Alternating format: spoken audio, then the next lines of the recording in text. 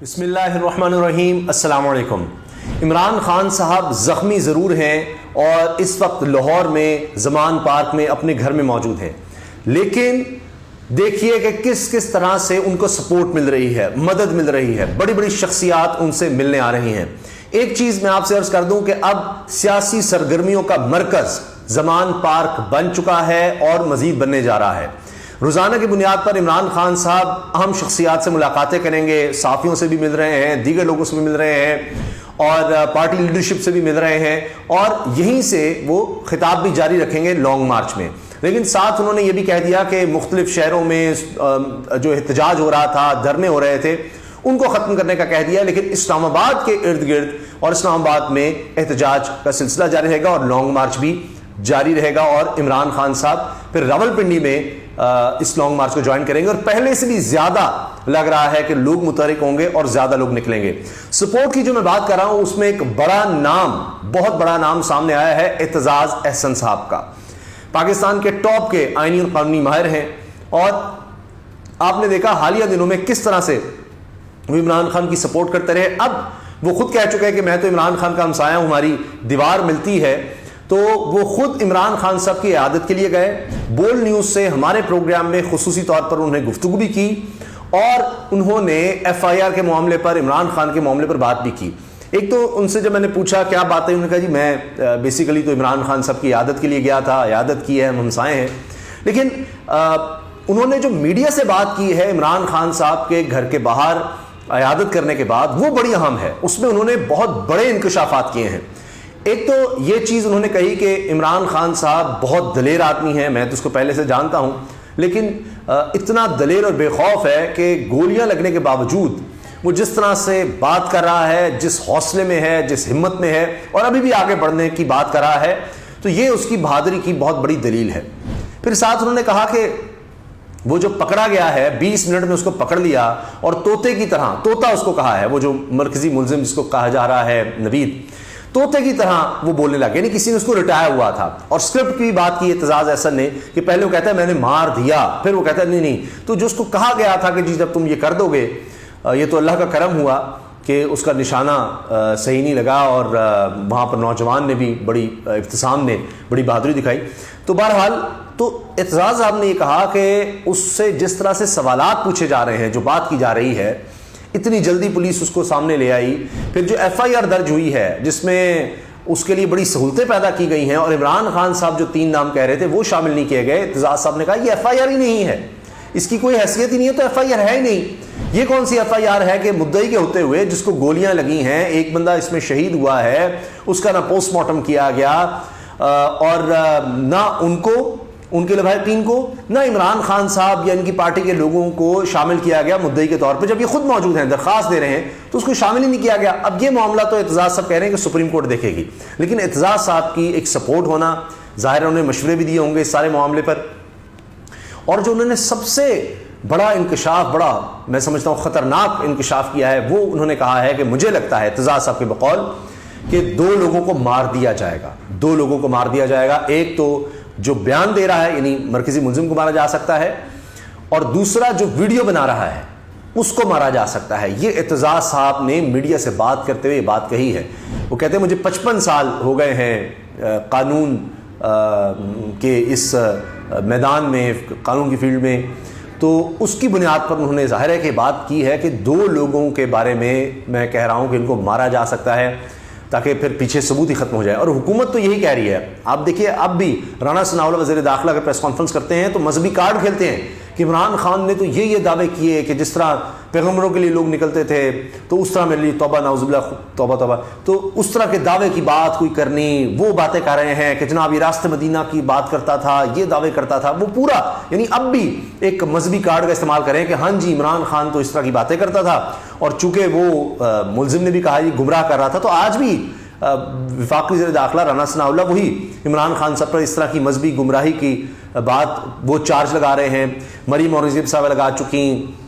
مریم نواز صاحبہ، ان کی ساری لیڈرشپ، میاں جاوید لطیف اور صحافیوں کے تھرو یہ سب بات کرنا، اور بالکل وہ جو طوطے کی طرح رٹا ہوا ہے، اس نے بھی نوید نے جو پہلی بات کہی کہ جی یہ گمراہ کر رہا تھا لوگوں کو، بالکل وہی اسکرپٹ تو اب تک اس پر چلا جا رہا ہے۔ لیکن یہ بڑی خطرناک بات ہے اعتزاز صاحب نے جو کی ہے، یہ 2 بندے مارے جا سکتے ہیں۔ پھر ہمارے پروگرام میں بول نیوز پر اعتزاز صاحب نے کہا کہ جی انسپیکٹر تو بھاگا ہوا ہے، سپریم کورٹ اب اس چیز کو دیکھے گی، یہ جو FIR ہے اس کا کیا کرنا ہے، لیکن اعتزاز صاحب اس سے مطمئن نظر نہیں آئے۔ تو عمران خان صاحب کے لیے ایک بہت بڑی سپورٹ نظر آ رہی ہے۔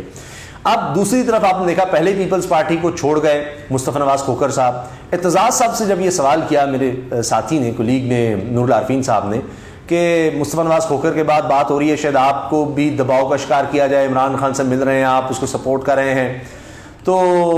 جب مصطفی نواز کھوکھر سے لیا گیا استعفیٰ آپ سے بھی لیا جا سکتا ہے۔ تو اس پر اعتزاز صاحب نے کہا جی کسی کی تیمارداری کے لیے جانا، ہمسائے کی تیمارداری کے لیے جانا یا اس طرح کسی سے جا کر بات کرنا، میرا نہیں خیال اس پر ہو سکتا ہے، یہ خبریں غلط ہیں کہ مجھ سے استعفیٰ مانگا جائے۔ مگر یہ بات اپنی جگہ ہے کہ اعتزاز صاحب کے خلاف باقاعدہ پیپلز پارٹی کی لیڈرشپ پریس کانفرنس کر چکی ہے، اگرچہ وہ مطلب یہاں پنجاب کی اتنی سینئر لیڈرشپ تو نہیں نظر آتی، لیکن بہرحال پریس کانفرنس کی کہ جی ان کے گھر کا، اعتزاز صاحب کے گھر کا گھراؤ کریں گے، انہوں نے ہمیشہ دغا دیا پیپلز پارٹی کو، یہ سب کچھ۔ وجہ کیا تھی کہ اعتزاز صاحب نے کہا کہ جی وہ انہوں نے جرم کیا ہے جنہوں نے یہ مریم کو، نواز شریف کو، شہباز شریف کو ریلیف دیا ہے، کیونکہ جس طرح سے ان کے کیسز ہیں تو تلی پر سب کو پتہ ہے کہ یہ مجرم ہیں، قومی مجرم ہیں، یہ قطری خط اور کیلیبری فونٹ اور سارا کچھ انہوں نے جو کیا، ایون فیلڈ کے فلیٹس اور یہ سب، اعتزاز صاحب نے یہ بات کی تھی، اس کے بعد یہ کام ہو گیا۔ اسی طرح سے اعتزاز صاحب نے ارشد شریف شہید کے حوالے سے کہا کہ 10 دن کے اندر پتہ لگایا جا سکتا ہے، آپ مجھے کوئی ایکسپرٹ مہیا کر دیں، اب تو مسئلہ ہی نہیں ہے، ان کا لیپ ٹاپ، ان کے موبائل اگر میرے پاس ہوں تو یہ سب چیزیں دیکھی جا سکتی ہیں۔ اب رانا ثناء اللہ صاحب، حکومت جو کہتی رہی کہ جی یہ تو